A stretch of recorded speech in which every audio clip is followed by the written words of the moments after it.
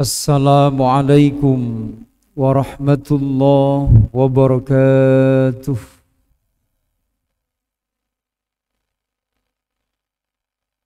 A'udzu billahi minasy syaithanir rajim. Bismillahirrahmanirrahim. Bismillahi ma sya'allah la quwwata illa billah. Ma sya'allah kullu ni'matin minallah. Masya Allah al khair kulluhu biyadillah. Masya Allah la yasrifus su'a illallah. Asyhadu an la ilaha illallah wahdahu la syarikalah. Wa asyhadu anna Muhammadan abduhu wa rasuluh la nabiyya ba'da. Allahumma salli wa sallim wa barik ala sayyidina Muhammadin wa ala alihi wa sahbihi ajma'in. Amma ba'du, subhanaka la ilma lana illa ma 'allamtana innaka antal alimul hakim. Wa qala Rasulullah sallallahu alaihi wasallam, min husni islamil mar'i tarkuhu ma la ya'ni. Sadaqallah wa sadaqa rasuluh wa ma zadana illa imanan wa taslima. Allahumma aftah lana hikmatak wansur alaina rahmataka min khazaini rahmatik ya arhamar rahimin ya arhamar rahimin ya arhamar rahimin. Walhamdulillahi rabbil alamin.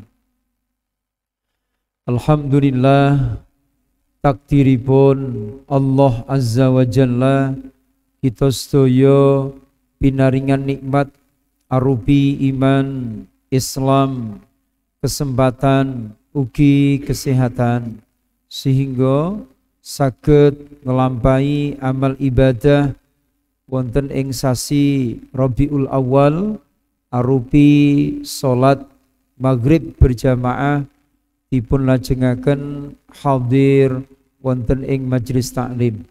Mugi-mugi sedaya amal kesaenan ingkang sampun sedang ugi badhe kita lampahi sageta dipun terami ugi dipun ridani dening ngarsa dalem Allah tabaraka wa ta'ala. Amin. Allahumma amin. Hadiah khusus di bulan Maulid ada 4 kondisi zikir. Jadi kalau biasanya hadiahnya berupa kopiah atau kerudung, kali ini berupa zikir, ya, berupa zikir. Jadi hadiah khusus di bulan Rabiul Awal atau di bulan Maulid. Jadi jadikan bulan Maulid ini momentum perubahan untuk menghidupkan sunnah nabawi. Kita fokus pada 4 kondisi untuk zikir kepada Allah. Idealnya 24 jam itu kita isi dengan zikrullah. Tetapi minimal 4 kondisi ini jangan dilewatkan. Itu yang coba kita cermati di malam hari ini. Nanti kalau ada yang kurang dipahami bisa ditanyakan. Yang pertama menjelang tidur, yang kedua bangun tidur dan dini hari, yang ketiga pagi dan sore, serta yang keempat ba'da sholat. Bagi yang sudah pernah mengamalkan ini lanjutkan, tapi bagi yang belum maka mulai hari ini ayo dimulai. Jadi bulan Rabiul Awal, bulan Maulid harus ada tambahan sunnah nabawi yang kita hidupkan, yang kita istiqomahkan dalam keseharian kita. Yang pertama, menjelang tidur, mari kita wudhu. Jadi wudhu. Jadi di bawahnya itu dalilnya. Jadi kanjeng Nabi dawuh, "Idza ataita madja'aka fatawaddo wudu'aka lis-shalah." Jadi kalau menuju tempat tidur, wudhulah seperti kita wudhu hendak sholat. Itu dalilnya. Yang kedua, baca beberapa ayat ini. Jadi baca beberapa ayat.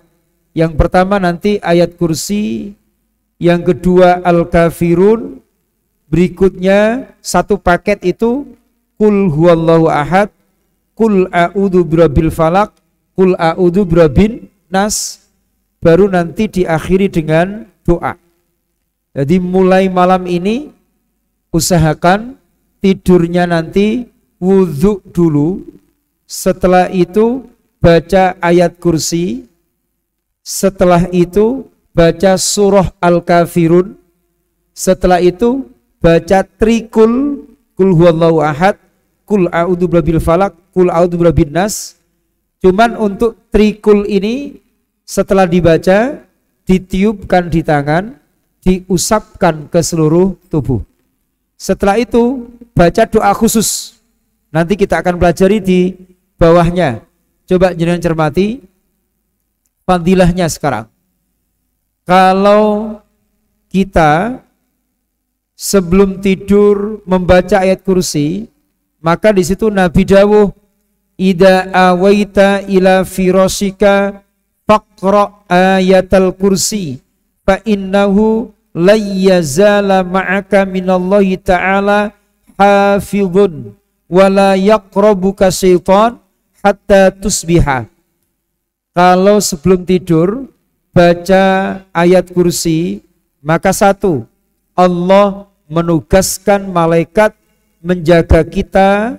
Yang kedua, Allah jadi menjauhkan syaitan. Syaitan tidak berani mendekat kepada kita. Ini fadilah dari ayat kursi sebelum tidur. Berikutnya Al-Kafirun, hadisnya di bawahnya itu. Idza akhadta madja'aka minal lail faqra qul ya ayyuhal kafirun thumma nam ala khatimatiha fa innaha bara'atun minasyirki. Jadi kalau baca surah Al-Kafirun itu kita selamat dari kemusyrikan. Musyrik itu ada dua. Syirik yang akbar, yang kedua syirik asghar. Jadi syirik akbar menyembah selain Allah, syirik asghar beribadah tapi ada niat untuk selain Allah, ada niat pamernya. Itu asghar atau disebut juga dengan khafi. Lah ini salah satu cara untuk memberantasnya itu dengan membaca Al-Kafirun sebelum tidur. Itu fadilahnya. Berikutnya membaca Qul huwallahu ahad, Qul a'udzu birabbil falaq, Qul a'udzu birabbin nas. Itu hadis yang ada di bawahnya itu. Kemudian setelah itu selesai kita baca doa. Jadi kanjeng Nabi dawuh, kalau orang baca doa ini, nanti kita baca bersama, fa innaka in mitta min lailatik mitta al fitrah. Kalau takdirnya malam itu mati, maka mati sesuai dengan fitrah, seperti saat kita lahir itu fitrah. Kemudian kalau ditakdir masih hidup, wa in asbahta asabta khairon. Hari itu kita mendapati banyak kebaikan. Bagaimana doanya? Ini tidak umum. Biasanya orang atau anak-anak kita yang umum dibaca adalah Bismikallahumma ahya wa bismika amut. Tapi untuk riwayat ini agak panjang. Ayo dibaca, ikuti saya. Bismillahirrahmanirrahim. Allahumma aslamtu. Itu yang paling bawah nih nggih, sebelum poin yang kedua.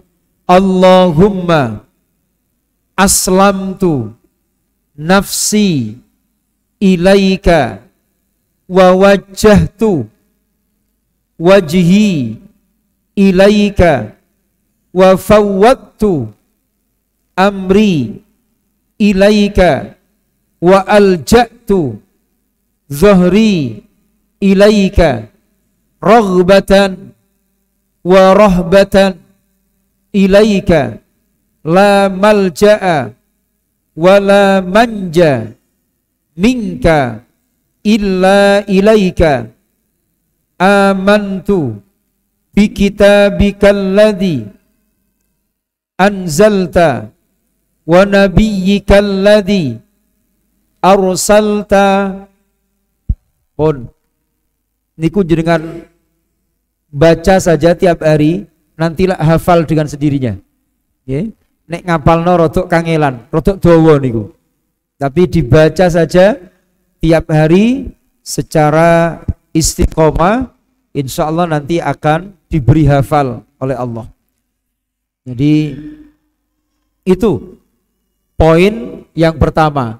Mau tidur, wudhu dulu, setelah itu baca ayat kursi, setelah itu baca al-kafirun, setelah itu baca qul huwallahu ahad, qul a'udzu birabbil falaq, qul a'udzu birabbin nas, ditiupkan di telapak tangan, diusapkan di seluruh tubuh. Setelah itu baca doa ini. Allahumma aslamtu nafsi ilaika. Jadi di situ. Wa wajjahtu wajhi ilaika wa fawwadtu amri ilaika wa alja'tu dhuhri ilaika raghbatan wa rahbatan ilaika la malja'a wa la manja minka ilaika amantu bi kitabikal ladzi anzalta wa nabiyyikal ladzi arsalta. Pun. Jadi ini yang pertama. Berikutnya poin yang kedua, zikir pada saat bangun tidur. Nah, ini penting. Apa yang dilakukan pada saat bangun tidur dan dini hari, yaitu zikir, wudhu, sholat, istighfar. Tetapi zikirnya diusahakan dengan redaksi yang ada dalam Sahih Bukhari. Perhatikan ini. Jadi di Sahih Bukhari, Kanjeng Nabi dawuh, man ta'arra minal lail. Barang siapa ngelilir di waktu malam, kemudian dia membaca zikir ini, maka apa yang terjadi? Da'a ustujiba. Kalau dia berdoa setelah membaca zikir ini, maka kalau dia berdoa kepada Allah, akan diijabah oleh Allah. Makanya kalau belum pernah mengamalkan, malam nanti diamalkan. Ngelilir, tangi, langsung baca doa.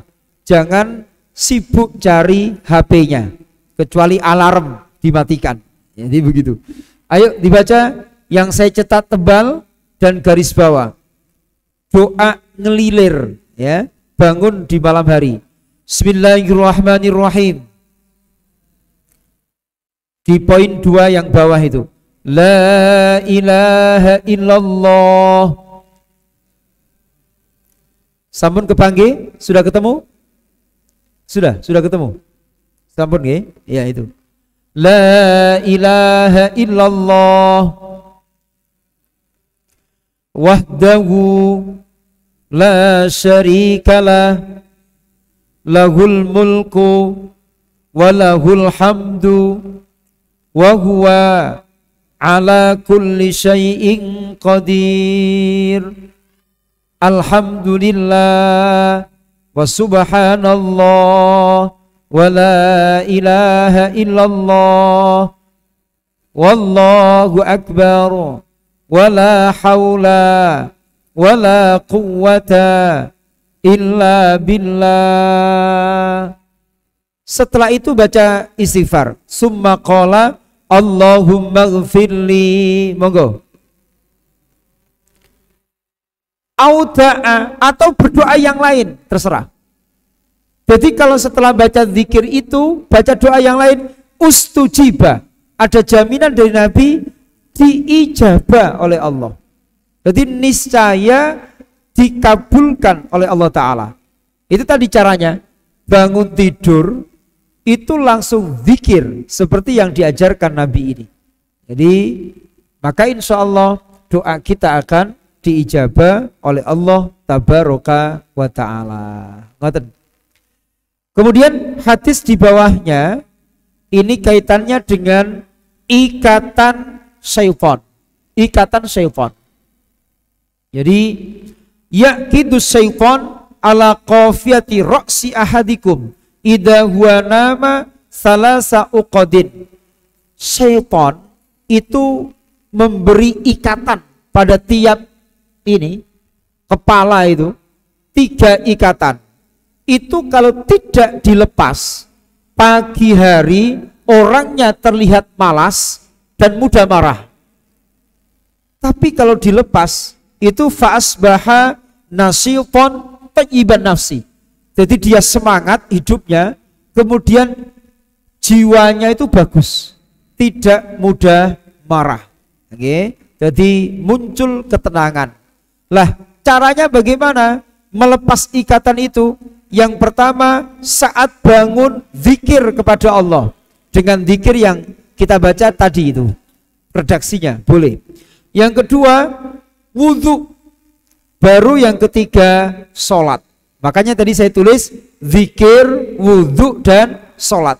Ini supaya 3 ikatan setan yang itu tiap malam setan itu membuat ikatan itu di pagi hari lepas semua, supaya hari itu kita hadapi dengan penuh semangat dan hatinya juga sehat, hatinya juga baik. Ngoten. Silakan buka lembar berikutnya atau halaman berikutnya. Setelah zikir, wudhu, sholat, lanjutkan dengan perbanyak istighfar. Perbanyak istighfar. Dalilnya di surat Adz-Dzariyat ayat 18. Orang-orang yang bertakwa wabil asharihum yastaghfirun. Orang-orang yang bertakwa itu karakteristiknya di waktu sahur banyak istighfar kepada Allah. Jadi ngoten. Jadi sing kata istighfar. Jadi ciri orang yang bertakwa di waktu pagi itu dia banyak istighfar kepada Allah Tabaraka wa Ta'ala. Maka ayo kita lakukan istighfar nanti dini hari menjelang subuh. Okay. Jadi itu poin yang kedua. Yang ketiga sekarang, zikir pagi dan sore juga awal malam. Saya berikan 3 hal. Yang pertama, rajanya istighfar. Yang kedua, bismillahilladzi. Yang ketiga, afiyah. Ini ketiganya ayo diupayakan tiap pagi dan sore dibaca. Pagi itu setelah subuh sampai terbitnya matahari, sore setelah asar atau maghrib ngeten iki.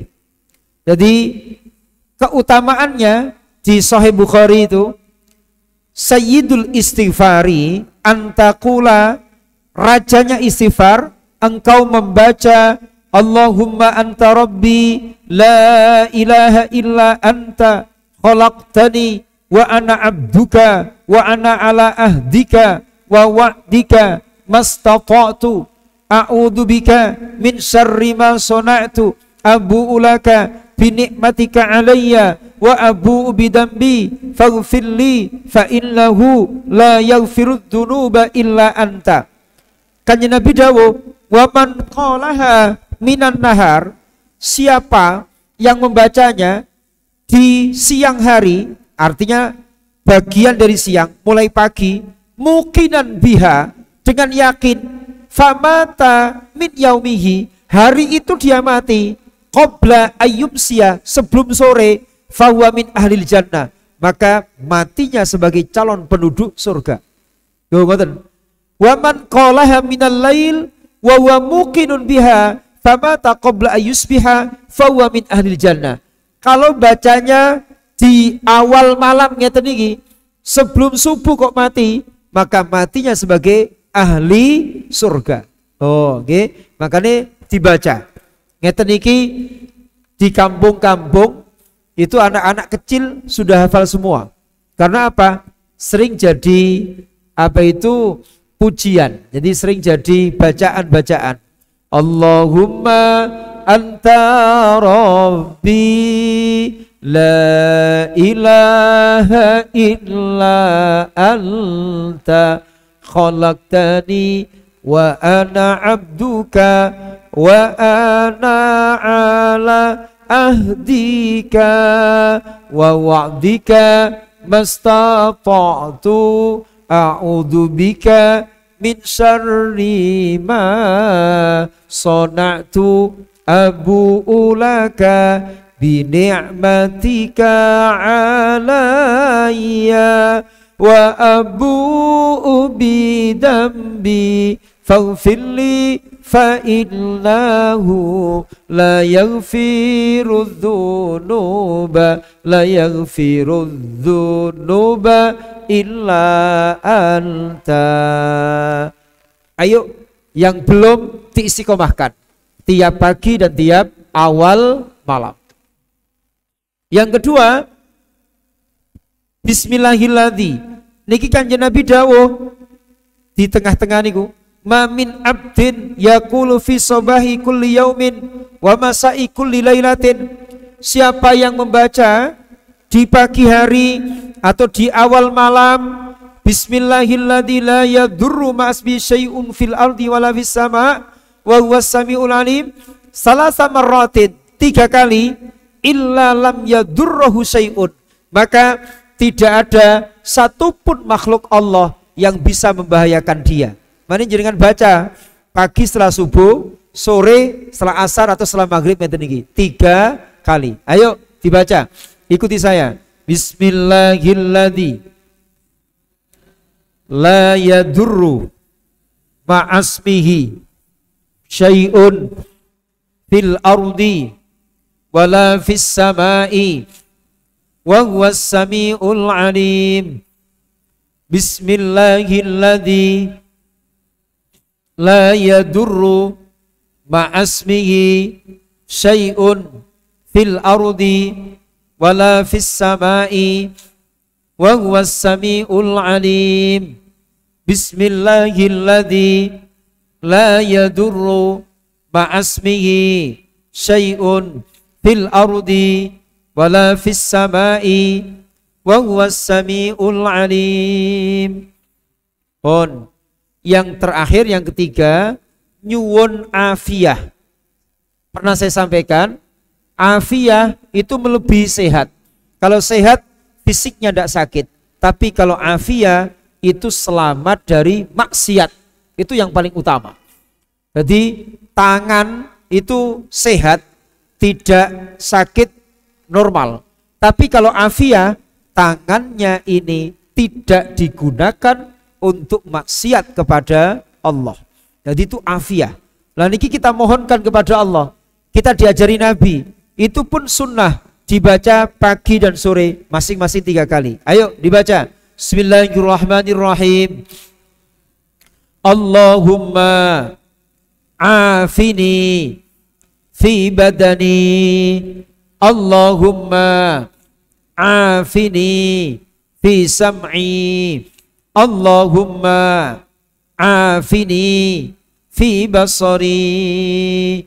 Allahumma inni a'udzu bika minal kufri wal faqri. Allahumma inni a'udzu bika min adabil qabri. la ilaha illa anta. Saged nggih? Kemudian khusus awal malam ditambah lagi 2 ayat terakhir surah Al-Baqarah. 2 ayat terakhir. Berarti ayat pinten? 285 dan 286. Apa jaminan Nabi? Hadis Bukhari Muslim. Man qara'a bil ayataini min akhiri suratil Baqarah fi lailatin kafatah. Maksud kafatah ini ada 2 makna. Yang pertama, kafatahu al-makruha tilkal lailah. Malam itu dia tidak akan melihat apa yang tidak dia sukai. Makna yang kedua, malam itu dia mendapatkan keutamaan seperti qiyamul lail, semalam suntuk. Loh, ayo dibaca 2 ayat terakhir Al-Baqarah. Kulo yakin jenengan pun hafal kabeh. Cuma ndak istiqomah membaca. Ayo. Bismillahirrahmanirrahim. Amanar rasulu bima unzila ilaihi min rabbihi wal mu'minun. Kullun amana billahi wa malaikatihi wa kutubihi wa rusuli. La nufarriqu baina ahadin min rusuli wa qalu sami'na wa ata'na ghufranaka rabbana wa ilaikal masir. La yukallifullahu nafsan illa wus'aha laha ma kasabat wa 'alaiha maktasabat. Rabbana la tu'akhidna in nasina aw akhtana. Rabbana wa la tahmil alaina isran kama hamaltahu ala alladhina min qablina. Rabbana wa la tuhammilna ma la taqata lana bih wa'fu 'anna waghfir lana warhamna anta maulana fansurna 'alal qaumil kafirin. Niku 2 ayat terakhir dari surah Al-Baqarah. Pun terakhir yang keempat, jangan pernah meninggalkan ba'da salat. Napa? 1 istighfar, 2 ayat kursi, yang ketiga doa Allahumma a'inna atau a'inni kalau sendirian. Jadi kalau dalilnya karena Rasulullah sallallahu alaihi wasallam idan sarafa min salatihi istaghfara salasan. Jadi Nabi itu setiap habis salat baca istighfar 3 kali. Jadi faedahnya menutup kekurangan yang kita laksanakan pada saat sholat. Jadi ada kurang berkualitasnya sholat kita, itu bisa ditambal dengan istighfar selepas sholat. Yang kedua, pentingnya baca ayat kursi setelah sholat. Kalau tadi kan sebelum tidur. Kalau setelah sholat, hadisnya yang di tengah niku. Man qara'a ayatal kursiyyi dubura kulli sholatin maktubatin. Siapa yang membaca ayat kursi setelah sholat 5 waktu, lam yamna'hu, tidak ada yang mencegah dia min dukhulil jannah, dari masuk surga, illa ayyamuta, kecuali dia mati. Maksudnya apa? Dia ini belum mati ngoten tok ae. Jadi kenapa kok tidak masuk surga? Ya karena belum mati. Andai kan nanti dia sudah meninggal, maka dia mendapatkan kemuliaan berupa al-jannah. Jadi dengan istiqomah baca ayat kursi setelah sholat, itu menghantarkan kita menuju ridho dan surganya Allah tabaraka wa ta'ala. Tadi sudah baca ayat kursi napa dereng? Sampun? Ya, jadi baca setelah selesai sholat selalu baca ayat kursi. Apal sedaya nggih? Ya, jadi karena banyak sekarang itu ndak hafal ayatnya, hanya rebutan kursinya. Jadi ndak hafal ayat, hanya rebutan kursi. Itu sing sakniki ya. Yang terakhir niki wasiat Nabi kepada sahabat Mu'ad agar selepas sholat itu tidak meninggalkan membaca doa ini. Oke, ikuti saya. Allahumma, yang paling bawah a'inni ala dzikrika wa syukrika wa husni ibadatik. Allahumma ya Allah, a'inni, berikan pertolongan kepada saya, ala dzikrika, agar senantiasa zikir mengingat Engkau, wa syukrika, senantiasa bersyukur kepada Engkau, wa husni ibadatik, dan senantiasa beribadah dengan baik kepada Engkau. Jadi begitu. Maka kembali kita ulang 4 waktu, 4 kondisi ini usahakan dimuati dengan zikrullah. Yang pertama sebelum tidur, yang kedua bangun tidur, yang ketiga pagi dan sore, dan yang keempat selepas sholat 5 waktu. Lah nek pagi, sore, malam, sepanjang waktu nek kepengen banyak zikir, yo perbanyak membaca sholawat Nabi. Karena apa? Sekali bersolawat turun 10 rahmat. Maka kalau pingin hidup itu penuh dengan rahmat, perbanyaklah sholawat. Maka di situ saya tulis perbanyak sholawat, insya Allah hidup bertabur rahmat. Selamat dunia akhirat, menjadi jalan meraih syafaat. Amin Allahumma amin. Silahkan, ada yang ditanyakan atau disampaikan? Nggih. Assalamualaikum.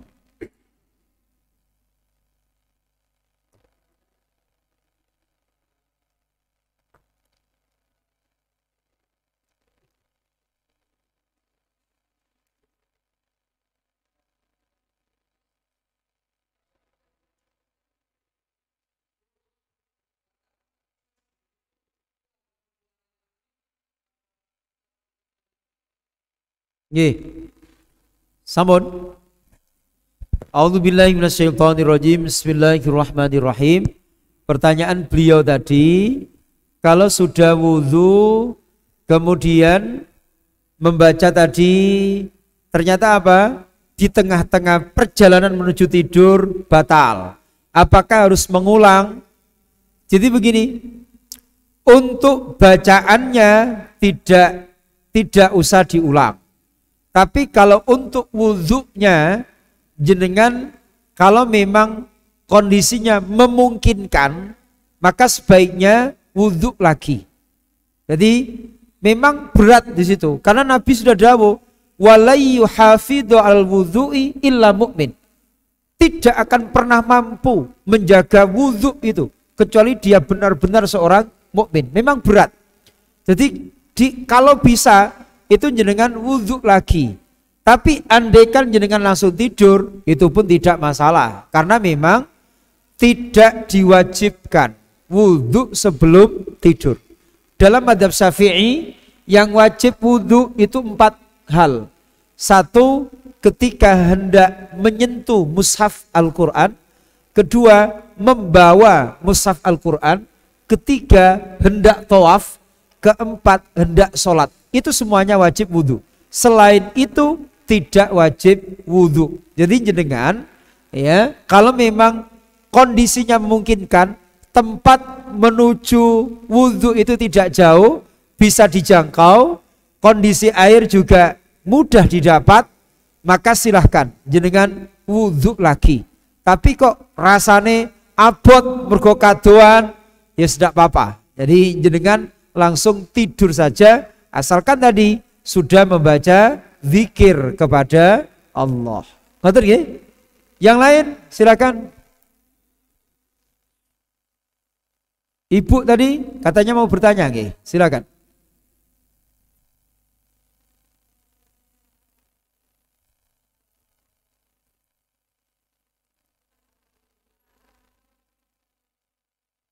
Ya. Nggih. A'udzubillahi minasyaitonirrajim. Bismillahirrahmanirrahim. Ya. Setelah sholat itu yang diajarkan oleh Nabi itu adalah membaca istighfar. Tapi jenengan baca alhamdulillah pun tidak dosa sebenarnya. Membaca apapun tidak apa-apa. Jadi setelah sholat itu bebas sebenarnya. Tapi coba jenengan cermati, kan nanti ada juga alhamdulillahnya. Jadi pas subhanallah, alhamdulillah, Allahu Akbar, tetap nanti ada alhamdulillahnya, tetap ada syukurnya kepada Allah. Tadi falsafahnya Ibu, kenapa selepas sholat itu istighfar? Istighfar itu dari kata ghafaro. Ghafaro itu artinya menutup. Kemudian ketambahan alif, sin, dan ta, istaghfaro. Itu artinya minta. Istaghfaro, minta ditutup. Apanya? Kekurangan sewaktu sholat tadi. Maka yang paling utama, pertama kali selepas sholat, istighfar nih kok.